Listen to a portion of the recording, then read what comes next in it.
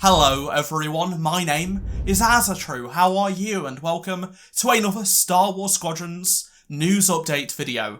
We've got a lot of news to talk about in this one, from confirmation that an offline game mode is in the game, to the fact that we can play after Alderaan's destruction in A New Hope. There is even ranked competitive game mode info as well. Over the past few days or so, a bunch of details have trickled out, so here is the best in-depth roundup you need, covering absolutely everything.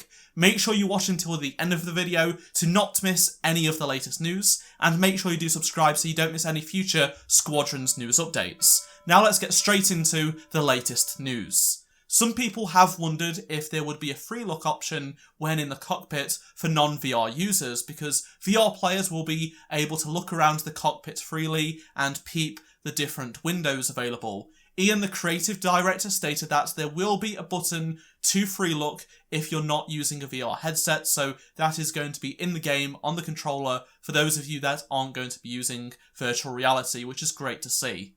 Jay, the community manager, confirmed that voice chat in-game does work cross-platform too. It's not just limited to the platform you are playing on, and it's great that we have confirmation that voice chat is going to be in the game as well, unlike what has happened with the past two Battlefronts.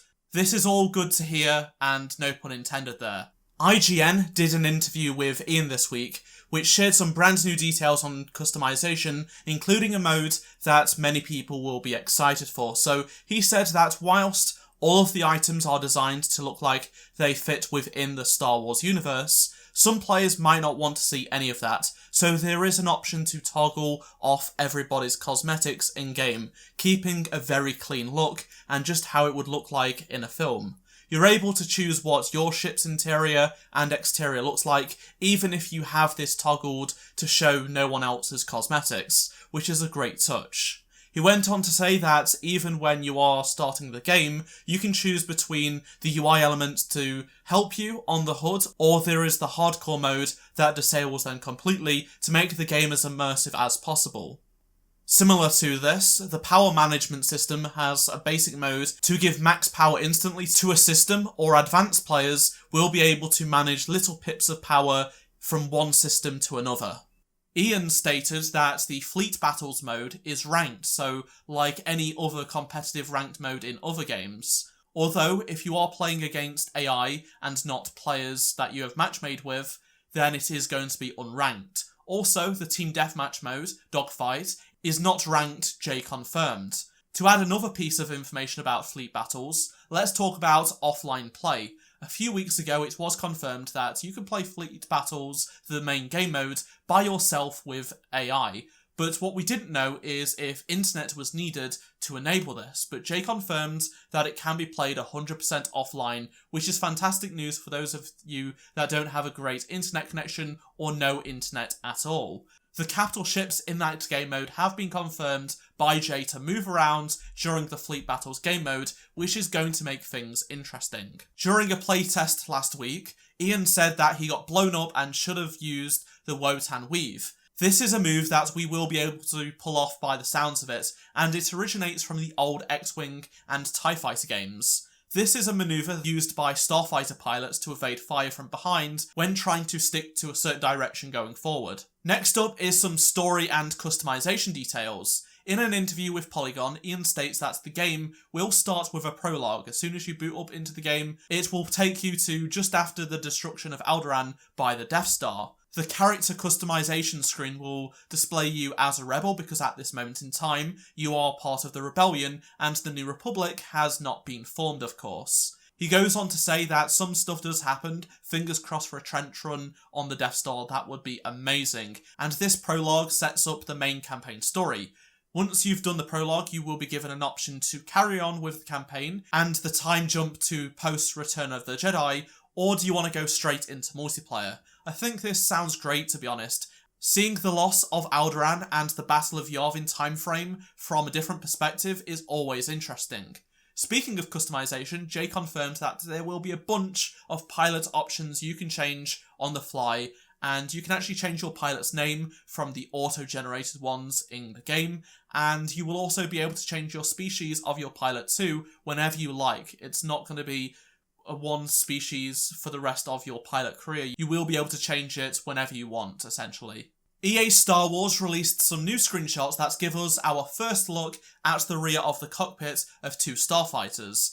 They added various video backgrounds to the website for Zoom calls, streams, or any other use you may have for them, and two of them are in-game screenshots. This one is the X-Wing, and as you can see, there are tons of buttons, plus the targeting computer that does come out in the films, but it is nice to see this amazing design.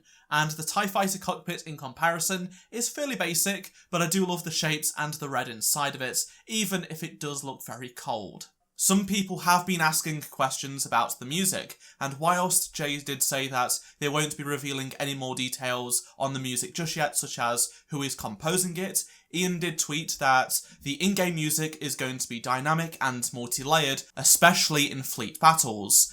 This is exciting, and I can't wait to hear how the Star Wars music changes to what happens when we are in battle. Lastly, the PC spec requirements have been updated since the initial reveal in a few areas, so here are their changes. The hard drive space required for everybody has been increased from 30GB to 40, which is interesting and no big deal given that most games these days are closer to 100GB or more, and I assume this is probably going to be around the same amount of size needed on PlayStation and Xbox. The 64-bit label for Windows 10 has been added, along with the need for DirectX 11.1 and not just 11. The minimum Intel CPU requirement to play in non-VR has changed from an i5 7600 to a 6600K.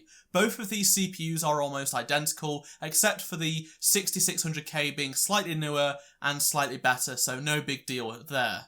The recommended non-VR and minimum VR specs have changed in the CPU area as well, but just for AMD. Previously, a Ryzen 3 3200G was listed, but now it is a Ryzen 7 2700X, which is quite a significant jump to be honest. And finally, the recommended VR specs have also seen the same change as the last one, so the 3200G is now the 2700X. It is possible that these may change once again closer to launch, but it is nice that EA has released these quite early to be honest, compared to most other games, even if they do change a little.